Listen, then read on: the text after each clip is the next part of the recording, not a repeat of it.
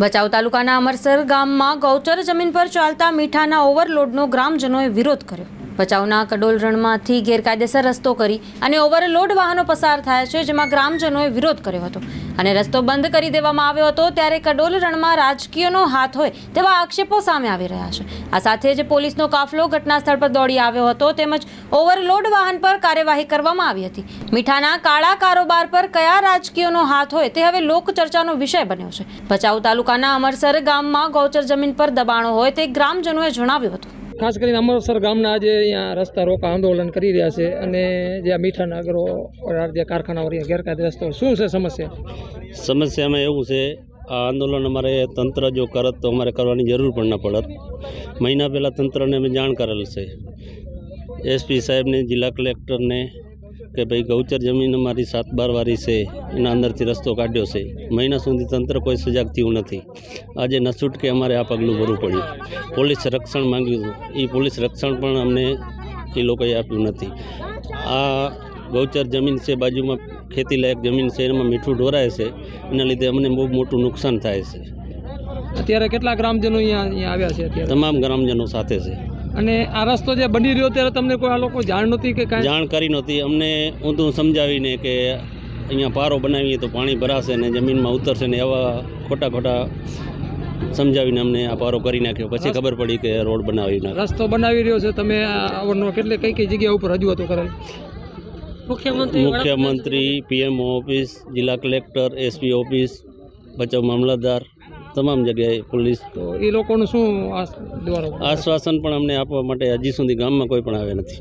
બરાબર। અત્યારે ગામજનો તમે રસ્તા રોકી રહ્યા છો? રસ્તો રોકી। હવે શું તમારા પ્રશાસન પાસે માંગ છે? પ્રશાસન માટે માંગ છે અમારી 300-400 એકર જમીન છે અહીંયા ગૌચર, અહીંયાથી રસ્તો બંધ કરી નાખે, જે પહેલાં હાલતા હતા અહીંયાથી હાલે। કેટલા કારખાના છે ને કેટલી અંદાજે ગાડીઓ નીકળે?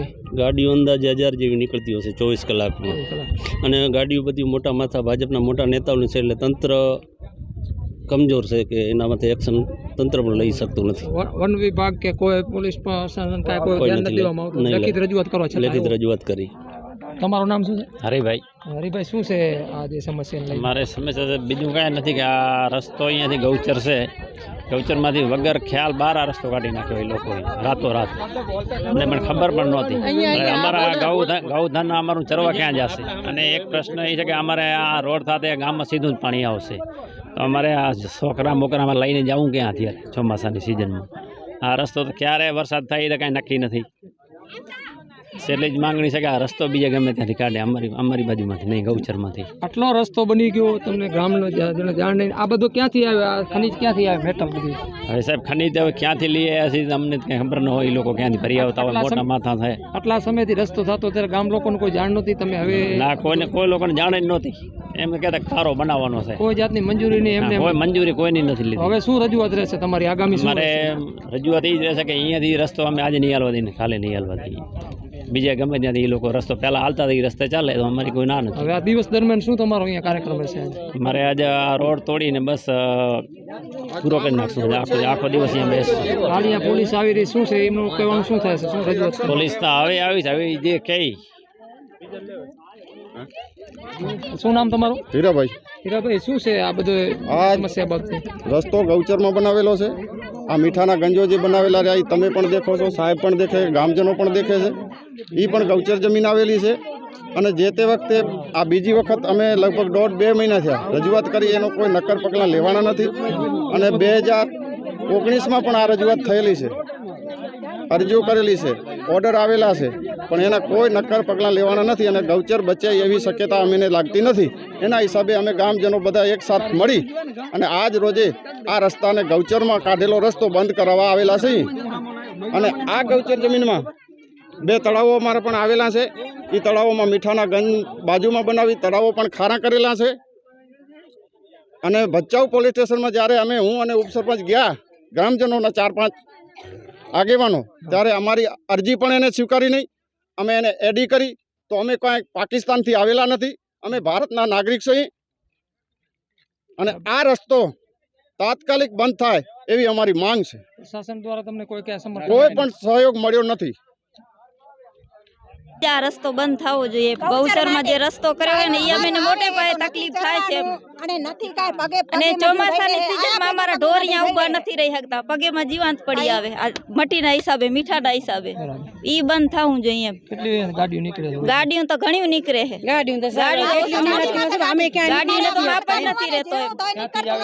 અમારે કોઈ ડિલિવરી કારખાના તો ઘણાય છે, કારખાના તો કેટલા હોય કડોલ બાજુ છે, આમણે ઘણાય છે. પણ હે ને ત્રાસ બહુ હે આ મીઠા વારેનો. ત્રાસ એટલે બધી વાત અમારા જો ગૌચરમાં થાંભલા પડેલા પડ્યા એમાં ઠીક લાગે એમાં મીઠાના ઢગલા કર્યા. હો મીઠાના ઢગલા જોઈ લો તમે, આ ગૌચરના ખૂટા ખોડેલા હે એમાં ઠીક લાગે એમાં મીઠાના ઢગલા કર્યા છે. અને અમે કાંઈ કહીએ તો અમારું કોણ સાંભળે? અભણ માણેનો અમારે ખેતરે જતા હતા ને આને ફગાવી દીધો તો ઉમા કડે પોલીસ વાળા આવ્યા કે તમારે આવું ન કરવું જોઈએ, આમ ન કરવું જોઈએ. તો અમે શું કરી શકીએ? આ ગામના બધા ભેગા થઈને અરજી દીધી તો અહીંયા આવીને શું કહે તમે ટુકરિયા છો ને આવા છો. અને ઢોરેને ચારવામાં ત્રાસ, બધો ત્રાસ જ છે આના હિસાબે. આ ઘરે આ જોઈ જુઓ તમે, આ પ્રમાણે અમે ગામમાં કેવી રીતે રહી શકતા હશું? આટલી ધૂળ ને મટી ઉડે. તમે અહીંયા કણ હા જોતી રહ્યો તમે, હા બપોરે તો અહીંયા ઊભું નહીં રહેવાય એટલી ધૂળ ઉડશે. હવે શું માંગણી છે આ માંગણી અમારી ઈ જ કે આ રસ્તો બંધ થવો જોઈએ. હા આ ગૌચરનો રસ્તો બંધ થવો જોઈએ તાત્કાલિક. બંધ થવો જોઈએ. આજ આખો દિવસ શું કરશો અહીંયા આજે? હા સાહેબ નહીં પણ આ રોડ નું નિરાકરણ નહીં આવે ને તો અમે અહીંયા કણ સત્યાગ્રહ માથે ઉતરવા તૈયાર છે એમ. આખો દી નહીં અહીંયાથી જાશું જ નહીં, આ રોડ નું કાંઈ નિરાકરણ નહીં આવે ને ત્યાં સુધી. નથી કોઈનો રૂપિયો ખપતો, આ ગૌચર જ છે અને અમે ના ગૌચર અમે ખુલ્લું કરાવવું હોય બસ. અમે આયા જ ગાય હારું હોય, અમારા રોડ જ બંધ કરાવવો હોય. આ રસ્તો અમે નથી ખપતો, રોડ જ શકતા જ નથી. હવે અમારે આમાં કરવું શું? અને અમારી તો કોઈ રાડ સાંભળે એમ હે નહીં. અભણ માણસ અમારી ઝીણી માણસની કોણ રાડ સાંભળે?